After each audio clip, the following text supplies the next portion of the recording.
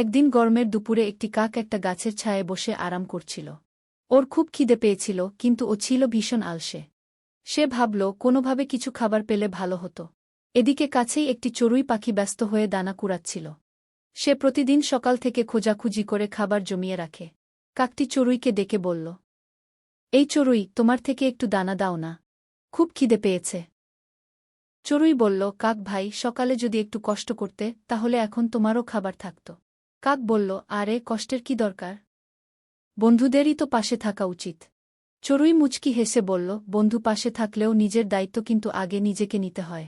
তবুও চড়ুই একটু দয়া করে কাককে কিছু দানা দিল, আর বলল, এবার কিন্তু কাল সকাল থেকে আমার সঙ্গে বের হবে দানার খোঁজে। সেই দিন থেকে কাকটি একটু একটু করে পরিশ্রম করতে শিখল, আর তারা ভালো বন্ধু হয়ে গেল। এতে কাক বুঝল, পরিশ্রম করলে বন্ধু তো পাবেই, সঙ্গে নিজের দায়িত্বও বুঝে উঠবে। আর পরিশ্রম সৌভাগ্যের চাবিকাঠি।